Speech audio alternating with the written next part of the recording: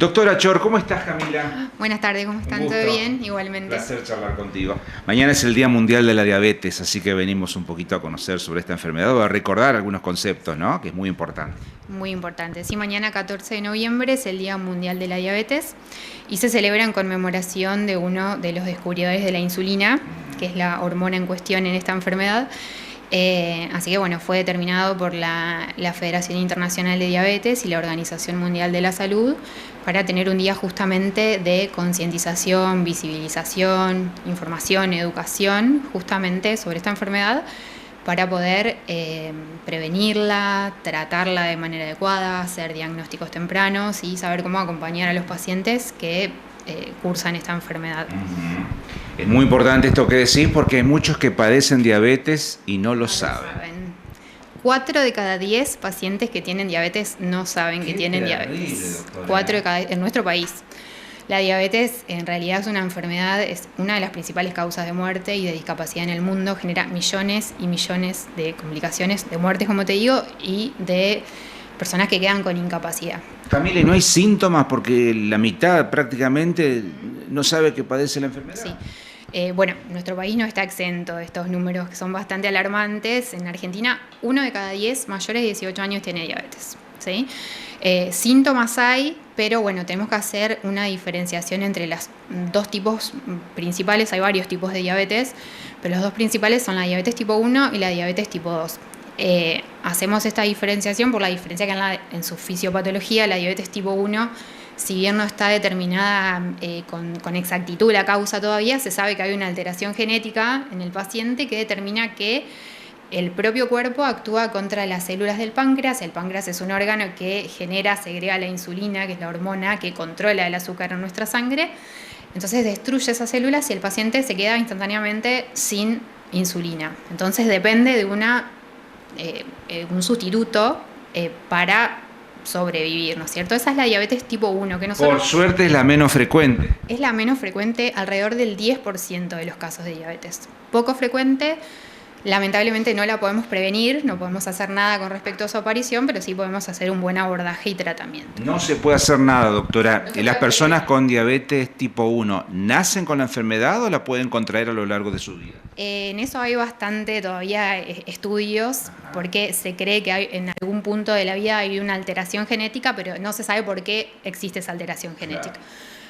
Algunos estudios la asocian con algunas infecciones virales, otros estudios con otros orígenes, pero no está bien establecido todavía el motivo exacto. Pero sí, en algún momento de la vida, habitualmente en la niñez o en la adolescencia, surge ese cambio en el que las células empiezan a atacar las células del páncreas y el páncreas ya no segrega insulina y la necesitan de forma externa. Exactamente, y aprenden los mismos pacientes a aplicarse la insulina todos los días. Siempre obviamente necesitan educación, abordaje interdisciplinario y demás.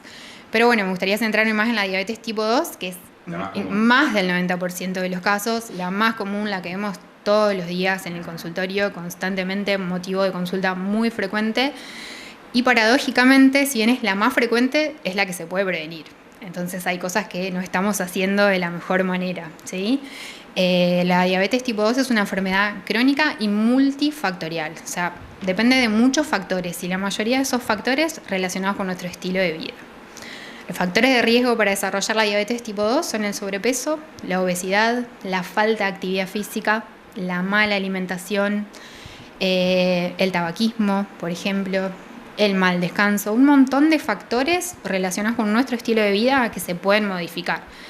Si bien hay cierta carga genética, cierta tendencia familiar, no es una sentencia, no es una condena. O sea, me pasa mucho que los pacientes me dicen, vengo porque mi papá y mi mamá tienen diabetes y yo voy a tener.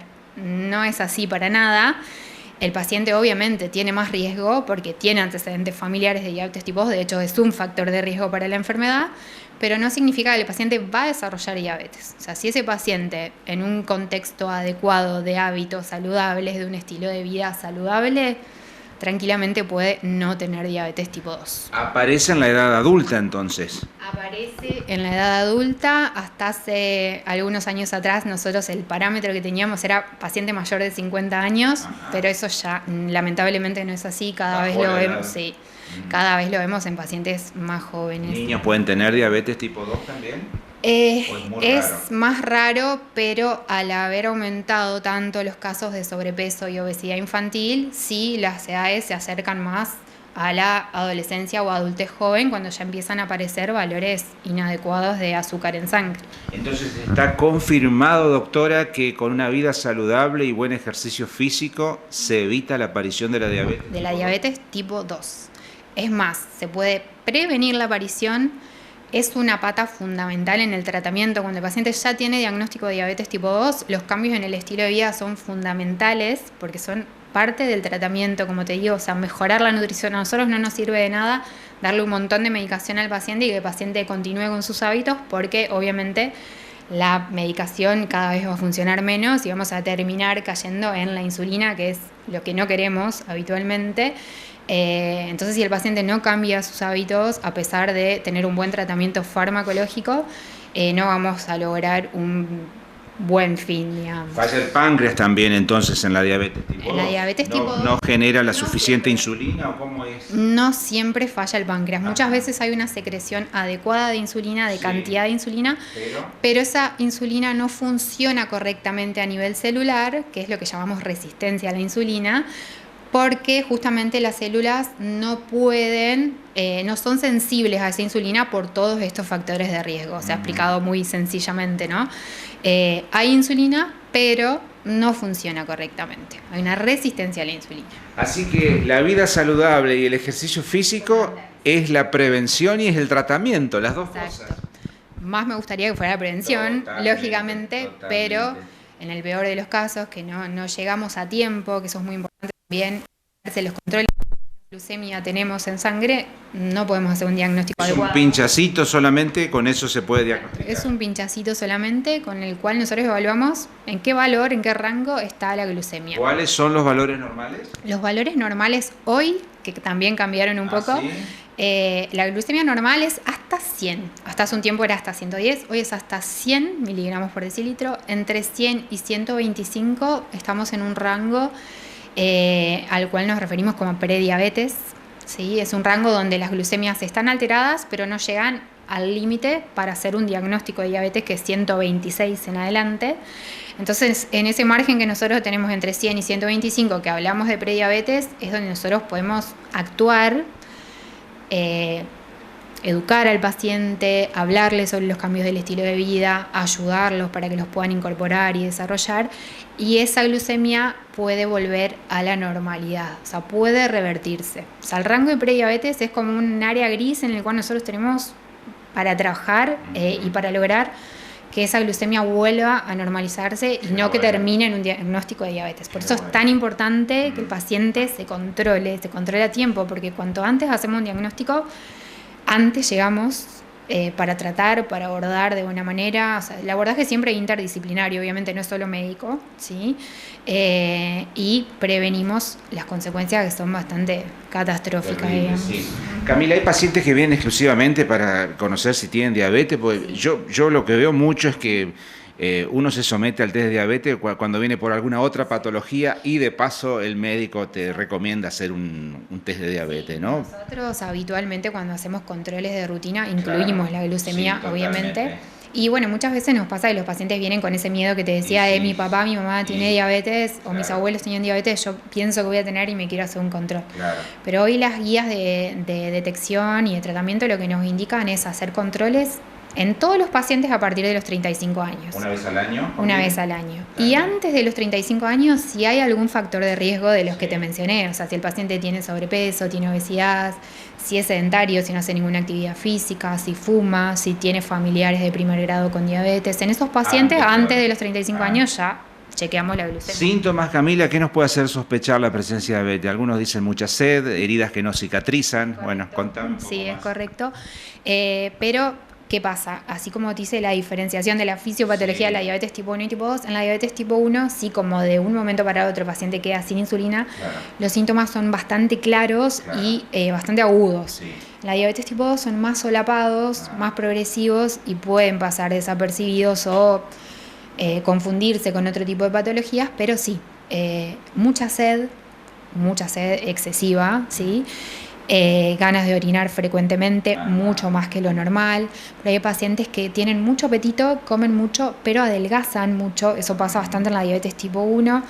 Visión borrosa, cansancio excesivo, la fatiga, el paciente queda cansado constantemente, no sabe por qué. Mala cicatrización de heridas, como decías, e infecciones frecuentes. Esos parámetros siempre nos tienen que dar una alerta, o sea, abrirnos los ojos, decir, bueno, me pasa esto, voy a un control, chequeamos la glucemia, hacemos un diagnóstico, si así fuera, digamos. Vida saludable es fácil, no precisas explicarnos mucho, pero alimentación saludable, como es nada de gaseosa, nada de dulces, nada de sal tampoco.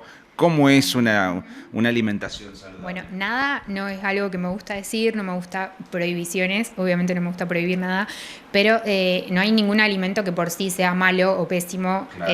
Sino que siempre depende del contexto en el cual se lo consuma. No es lo mismo un paciente que come un alfajor, pero ese paciente habitualmente come frutas, come verduras, toma agua, come proteínas saludables, entonces, se mueve. Tiene permitido un alfajor de vez en cuando. Se mueve, hace actividad física, que un paciente que se come un alfajor, pero su alimentación está basada en panchos, papas fritas, pizza. Se queda quieto todo el día. Y no se mueve, y fuma, y no descansa bien.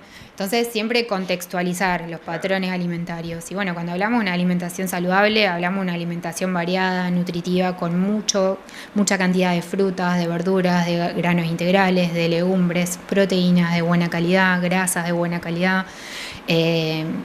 Más que nada nos centramos en eso, en la variedad y en la mayor cantidad de comidas simples, caseras, con poco proceso. Siempre alejarnos un poco de lo que es paquete, ultra procesado.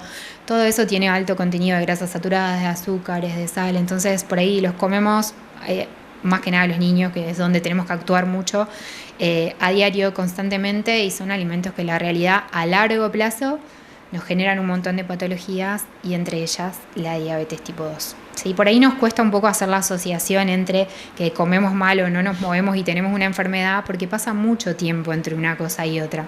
Imagínate que cuando nosotros hacemos un diagnóstico de diabetes tipo 2, esos cambios que llevaron al diagnóstico empiezan décadas antes, hasta 2 décadas antes. Entonces nos cuesta un poco decir, bueno, como una cosa, como otra, no me muevo, no pasa nada, hasta que un día hacemos un laboratorio y ya estamos con diabetes. Esos cambios empezaron 20 años antes, ¿sí?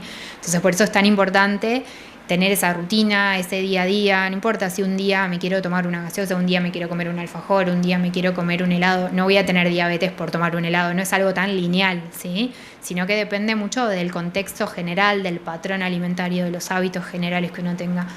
Por eso es importante hacer hincapié en todo ese contexto y no en un alimento en particular.